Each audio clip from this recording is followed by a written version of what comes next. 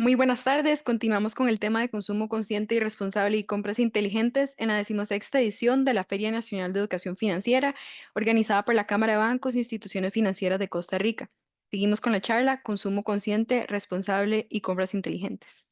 Para guiarnos en este tema, contamos con la participación de Cintia Zapata, responsable de la Dirección de Apoyo al Consumidor del MEIC. Cintia es licenciada en Derecho, posee un posgrado en Derecho Comercial y una especialización en Derecho de Consumo. Actualmente ejerce el cargo de directora de la Dirección de Apoyo al Consumidor del Ministerio de Economía, Industria y Comercio. Cuenta con una amplia experiencia en la materia y se ha desempeñado en cargos de alto nivel en organizaciones internacionales relacionadas con la protección al consumidor. Le damos la más cordial bienvenida y agradecemos que nos acompañe esta tarde. Si les surge alguna consulta mientras escuchan, pueden dejarla en los comentarios y la abordaremos al final. Adelante, Cintia.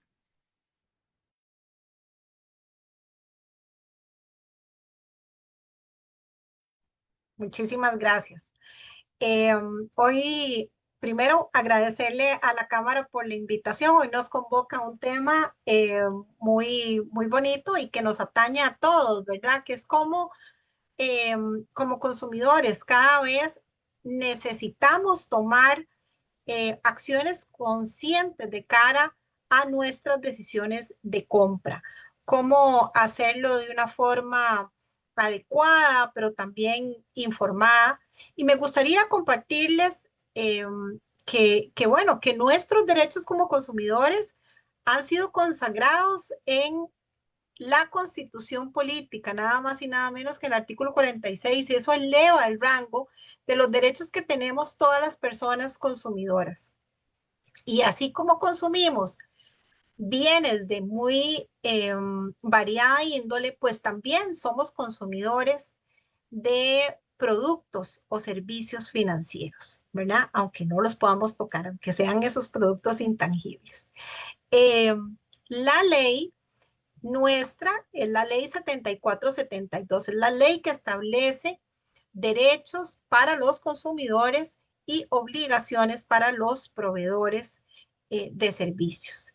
Y esta ley tiene eh, todo su desarrollo en un reglamento, ¿verdad? Que es un decreto ejecutivo que es el que ustedes ven ahí en la pantalla, que es el 37.899, que establece claramente entonces el cómo esos derechos se hacen valer, pero cómo también las obligaciones del comerciante tienen que irse desarrollando a lo largo de la relación de consumo.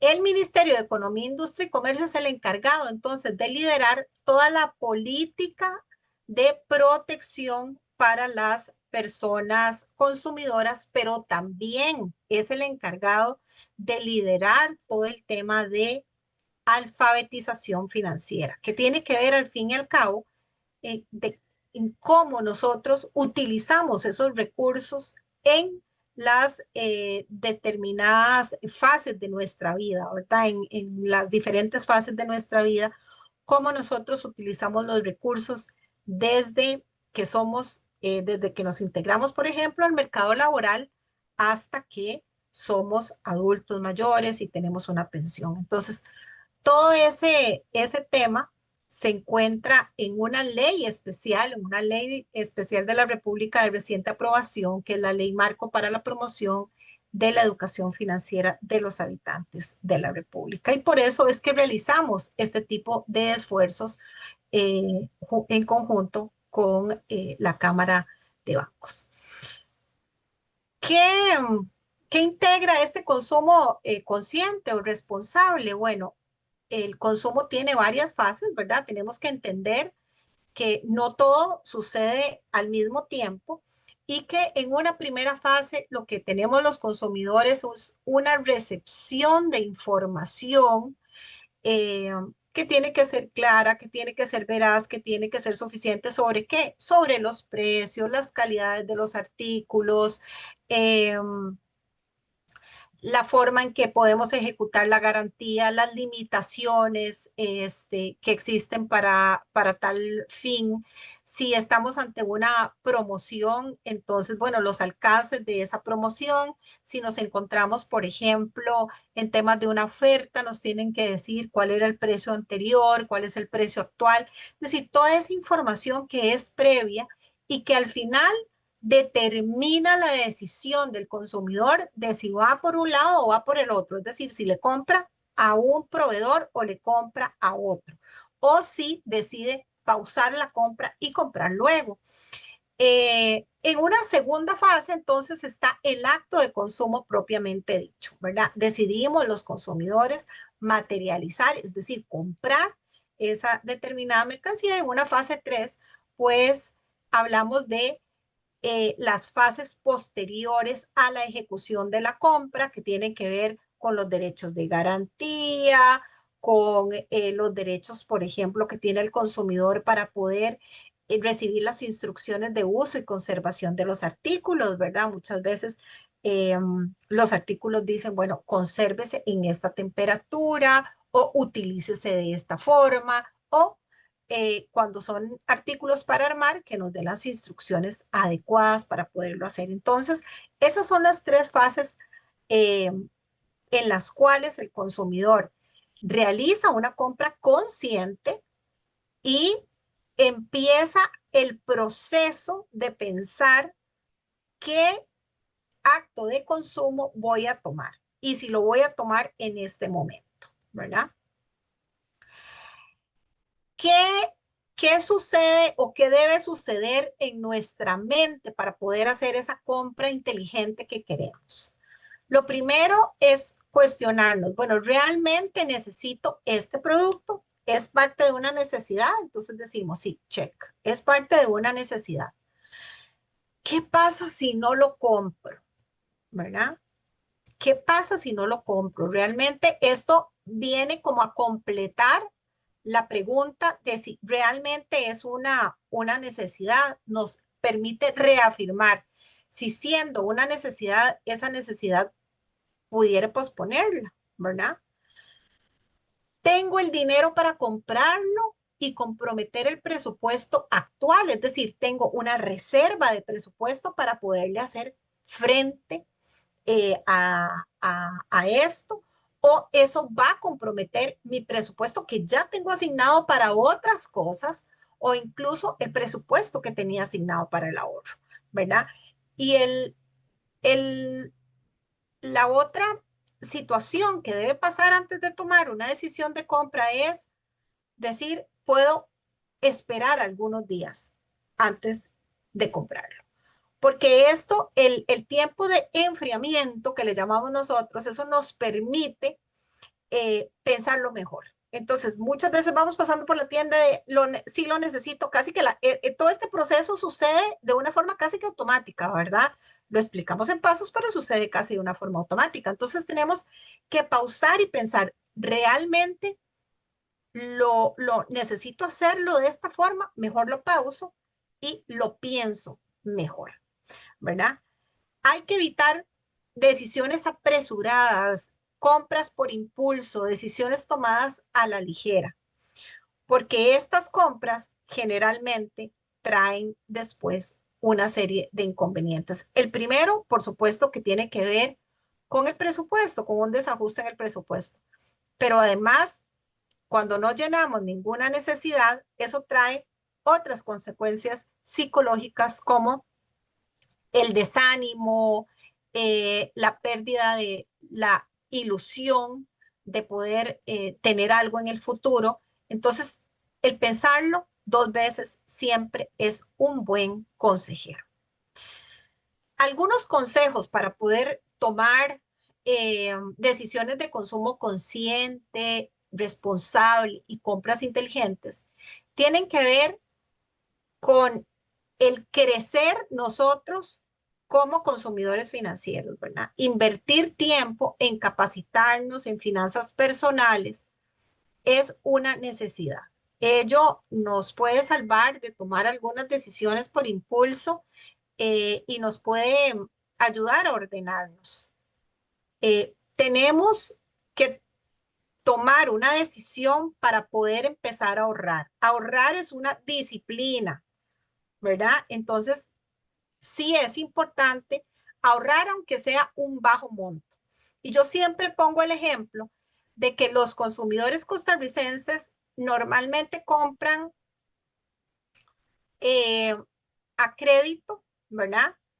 Y esas personas que compran a crédito son buenos pagadores, ¿verdad? Están dispuestos a pagar una suma determinada todos los meses. Pero si usted le hubiera preguntado a esa persona que compró a crédito si podía ahorrar, es altamente probable que la persona la respuesta hubiera sido negativa y le hubiera dicho, no, no puedo ahorrar porque es que mi presupuesto está muy apretado, o no puedo ahorrar porque mi presupuesto está comprometido, o no puedo ahorrar porque tengo demasiados gastos o demasiados compromisos. Pero vean qué curioso, si la persona toma una deuda, la paga. Eso significa que la persona está dispuesta a reservar parte de su presupuesto para poder honrar esa deuda. ¿Qué tal si hacemos el ejercicio inverso? Es decir, ahorramos primero y gastamos después. Eso quiere decir que el consumidor estaba totalmente en la posibilidad de reservar una parte del presupuesto para destinarla, en este caso, al pago de una deuda, pero también, si le damos vuelta a la moneda, también para el ahorro. Cuando vamos a comprar, también tenemos que comparar entre distintos precios y distintas calidades, ¿verdad? El mercado nos ofrece una gama enorme de posibilidades para la compra. Entonces tenemos que comparar no solo precios, sino también calidades y escoger aquella que más se ajuste a nuestra necesidad en primer término, pero también a nuestro bolsillo. Cuando vamos a comprar en línea, el cuidado es aún mayor. Vean cómo vamos subiendo de grado, ¿verdad? Los consumidores primero tenemos que capacitarnos, después tenemos que ver si vamos a empezar a ahorrar, después tenemos que comparar precios en el mercado, pero después vienen las compras en línea, que es todo un mundo nuevo, ¿verdad? Y que ahora tenemos marketplaces de las redes sociales y tenemos distintos proveedores en línea. Entonces no sabemos quién es quién. No necesariamente todos los proveedores en línea cuentan con una cuenta física, con una tienda física, y tampoco todos los proveedores en línea cuentan con una debida identificación. Entonces sí tenemos que comprar eh, sabiendo que el proveedor está bien identificado, sabiendo dónde puede ser habido ese proveedor, ¿verdad? Es decir, dónde se encuentra localizado o dónde es localizable. Y después, si vamos a comprar directamente en el sitio y pagar inmediatamente, que los mecanismos de compra y de pago sean seguros. Evitemos dar dinero por adelantado. Si vamos a comprar en un marketplace, solicitemos primero la entrega del artículo y luego, pues entonces, pagamos. Pagar por adelantado en las condiciones actuales y sin una debida identificación del proveedor es un riesgo muy grande. Otro de los consejos es ajustes el presupuesto, nunca gaste más de lo que realmente tiene presupuestado. Gastar más de lo que ganamos o más de lo que tenemos presupuestado solo trae dolores de cabeza. Tenemos que apoyarnos en el uso de herramientas tecnológicas. Hay cualquier cantidad de herramientas tecnológicas que nos permiten recordar el pago de deudas, sobre todo cuando no todas vencen en el mismo momento. Entonces puede ser que tengamos varias deudas, cada una con vencimientos distintos, y no es conveniente atrasarnos porque cada atraso de una de esas deudas conlleva el pago de intereses, no solo los corrientes, sino también moratorios. Entonces es importante echar mano de las herramientas tecnológicas para poder tener esos recordatorios de pago y para poder incluso saber cuál es el estado actual de mi deuda. Por ejemplo, en tarjetas de crédito, saber cuánto es lo que voy debiendo. Realizar también una lista de todas esas deudas, tal vez cuando tengo demasiadas deudas que honrar y me están causando un peso muy grande y tengo que estar controlando muchas fechas para pagar, pues entonces vamos a intentar abatir algunas deudas, es decir, vamos a intentar pagar algunas deudas. Esas deuditas que son menores, ¿verdad? Esas vamos a intentar pagarlas de una vez, de modo tal que podamos salir, digamos, de algunas de esas preocupaciones que tenemos. Ahora, si tenemos los recursos suficientes, prefiera pagar aquellas que tengan una tasa de interés más alta, ¿verdad? Si no la puede pagar totalmente, pues entonces al menos abonar a la deuda un monto importante para poder ir saliendo de las deudas que tienen un interés más alto y que por lo tanto van generando, digamos, un peso importante en el presupuesto. Y finalmente, evitar endeudarse con créditos informales de los que pues todos ya hemos oído hablar porque pues esto no solo pone en riesgo su condición o su situación financiera, sino que incluso puede poner en riesgo su condición psicológica, pero también su vida, ¿verdad? Eh, Cuando hablamos de tarjetas de crédito, en el caso específico del abatimiento de deudas de tarjetas de crédito, tenemos que entender que la tarjeta de crédito esencialmente es un mecanismo de pago.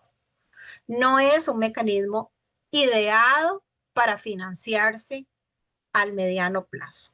Entonces, las personas que recurrentemente están utilizando este crédito, que es revolutivo además por su naturaleza y que está diseñado para que usted lo pague mensualmente, si usted empieza a utilizar este mecanismo como un medio para financiarse, todos los meses quedará debiendo más y más y más, porque cada una de las deudas se va a calcular a un plazo determinado. Entonces, las deudas de ayer a ese plazo, las deudas de mañana al mismo plazo y las deudas de hoy al mismo plazo. Eso hace que el plazo se vaya extendiendo hasta el infinito y usted vaya generando una idea muy ficticia de que lo que tiene que pagar es muy poco, pero cada vez la deuda va creciendo más. Entonces, mientras la punta del iceberg se ve todavía pequeña, la base del iceberg va creciendo, que es lo que queda por debajo de la superficie de lo que vemos, y abatir esa deuda le va a ser cada vez más difícil. Esto obedece a la forma en que es calculado el principal y los intereses en los créditos revolutivos de tarjeta de crédito. No conviene entonces financiarse a mediano plazo a través de este mecanismo. Tampoco conviene el entender que la tarjeta de crédito que tiene un límite de $5,000, $3,000 o $10,000 es un crédito ilimitado para hacer lo que queramos, precisamente por esta forma de cálculo que les estaba explicando. Y entender que al no pagar de contado, voy generando este cúmulo de intereses que en la tarjeta de crédito son de dos tipos. Los intereses corrientes del periodo que cuentan desde que yo hago la compra hasta que tenía la fecha límite para pagar y los intereses corrientes desde el momento en que tenía la fecha límite para pagar la totalidad y decidí financiarme, ¿verdad? Si además me atraso en el pago de ese mínimo que se me estableció, pues entonces ahí también se genera un tercer tipo de intereses que son los intereses moratorios. Vean qué montón de intereses. No conviene entonces financiarse a mediano plazo a través de este mecanismo. Y finalmente, importantísimo para el tenedor de tarjetas de crédito, aprenda a leer el estado de cuenta. Y si no lo entiende, llame a su banco, converse con él, vea qué alternativas tiene. Si logra comprender su estado de cuenta y se encuentra en una situación crítica, lo peor que puede hacer es ocultarse converse con la entidad financiera, porque tanto la entidad financiera como usted están interesados en lo mismo, y es que usted salga adelante con el crédito.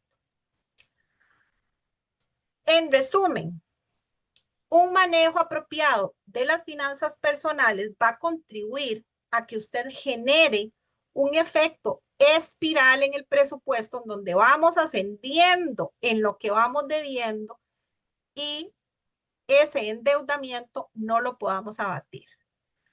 Cada decisión que nosotros tomemos en nuestras finanzas repercute en nuestro futuro. Entonces, no hay que tomarlas a la ligera. Por eso hacíamos toda la reflexión de la importancia de poder tomar decisiones que sean pausadas, pensarlo dos veces, hacer este tipo de ejercicios que siempre es bueno. Entendamos que si tomamos decisiones erróneas, vamos a afectar negativamente la libertad financiera, no solo personal, sino también de nuestra familia. Entonces, es importante tener esto. Finalmente, quería detallarles un poco lo que les presenté al principio sobre el tema de la Ley Marco para la Promoción de la Educación Financiera de los Habitantes de la República. Esta es una ley súper novedosa en su especie, porque es una ley que habla finalmente sobre la importancia de la educación financiera en Costa Rica.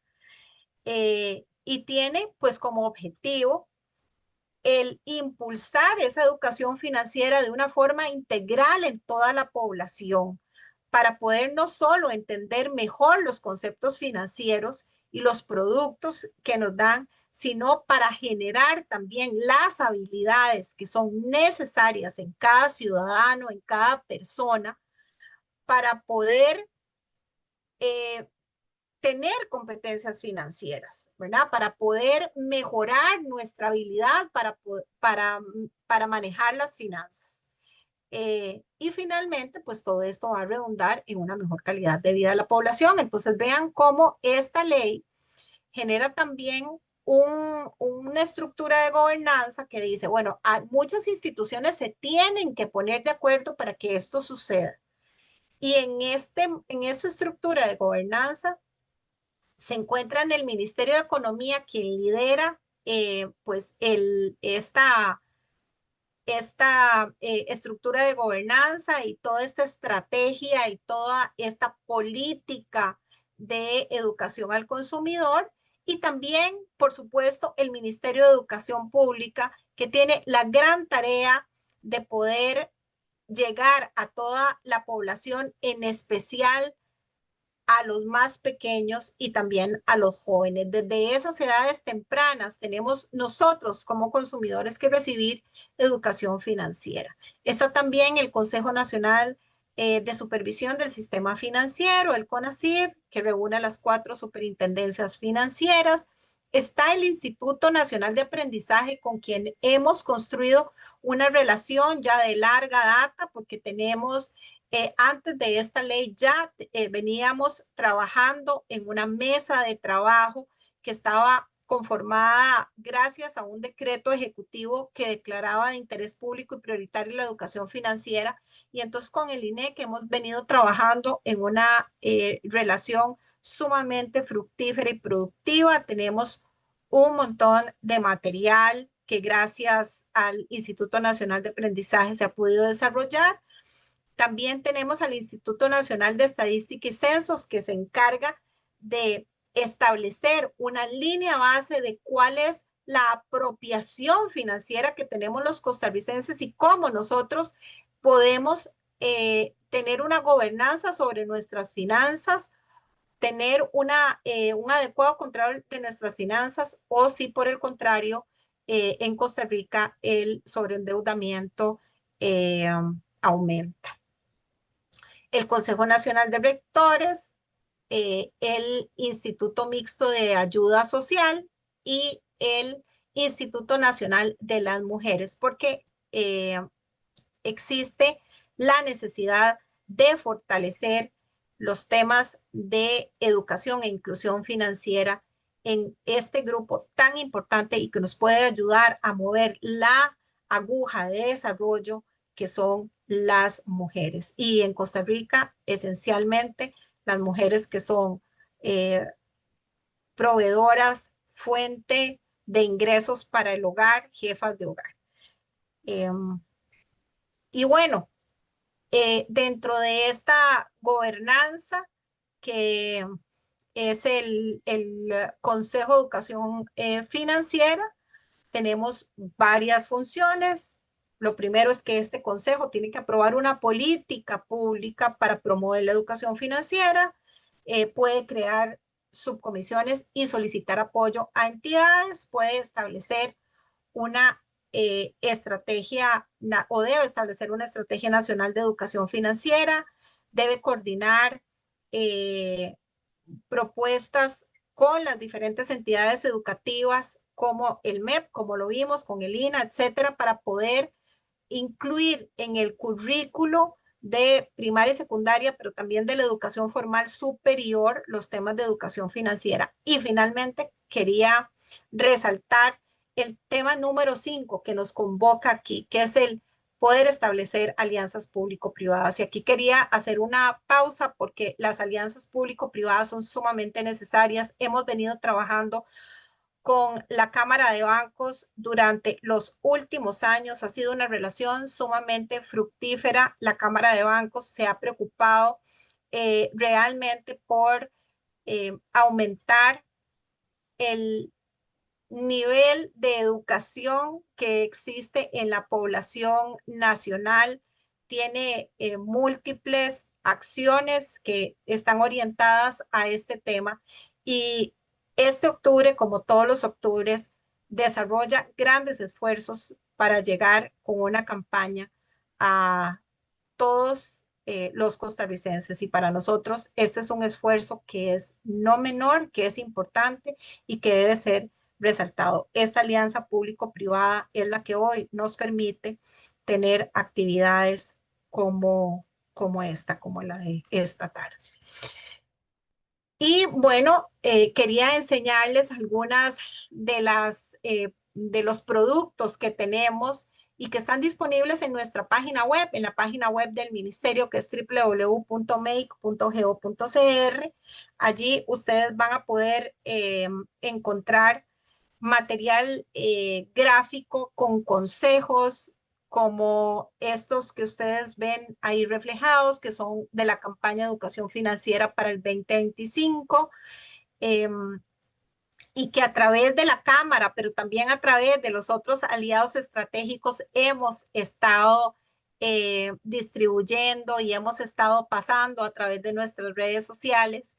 También tenemos unas guías digitales de educación financiera, que son guías que son de autoimplementación. Entonces, realmente son recursos que se encuentran disponibles para todas las personas consumidoras. Y con esto, pues los invito a todos a que puedan ingresar y puedan hacer los cursitos que tenemos y puedan repasar la guía, las diferentes guías que tenemos. Tenemos 3 guías de educación financiera con un curso virtual que de verdad da gusto. Eh, algunos de los datos que quería también compartirles tienen que ver con el alcance de la NEF y que gracias también a la Cámara hemos logrado. Tenemos más de 2 millones de personas que han sido beneficiarias durante los últimos 5 años de desarrollo de este esfuerzo de educación financiera. Eh, Esto pues es un alcance bastante grande si establecemos que esto es en la sumatoria de los esfuerzos de muchas instituciones, capacitando en escuelas, capacitando en colegios, realizando capacitaciones de los bancos para sus propios clientes, de los bancos para sus propios empleados. Entonces estamos hablando de una serie de esfuerzos que realmente son importantes. Vean ustedes que solo en el primer semestre de este año ya llevábamos casi 200,000 personas capacitadas y los temas que han sido tratados por medio de estas diferentes capacitaciones que hoy alcanzan a más de 2 millones de personas son el ahorro, el presupuesto personal y familiar, el endeudamiento, el uso adecuado de las tarjetas de crédito y débito, las emociones que tenemos y la relación con las finanzas, la gestión de la pensión, el uso de la banca en línea, emprendedurismo, porque también llegamos a las pymes, etc. Y estas campañas también se distribuyen a través, como les decía, de las redes sociales. Y también medimos cuánto alcanzamos en redes sociales y hemos tenido más de 98 millones de vistas en diferentes infografías de campañas, videos que hemos realizado, banners digitales, cápsulas informativas, es decir, intentamos llegar a la población a través de distintos mecanismos. Solo este año hemos alcanzado, hemos tenido vistas con un alcance de más de 14 millones de personas, de modo tal que son datos que realmente nos alientan a seguir trabajando en estos temas de educación financiera. Y finalmente quería compartirles un pequeño video que hemos preparado en conjunto con el Instituto Nacional de Aprendizaje sobre los pasos para la elaboración de un presupuesto. Eh, Adelante, Jimena. Pasos para la elaboración de un presupuesto. Identifique si su presupuesto debe ser semanal, quincenal o mensual. Haga una lista de todo el dinero que recibe. Haga otra lista con todos sus gastos. Nota. Utilice lo que tenga a su alcance, por ejemplo, papel y lápiz, Excel o alguna app en su celular. Si gasta más de lo que recibe, trate de reducir o eliminar gastos. Revise y ajuste su presupuesto si es necesario.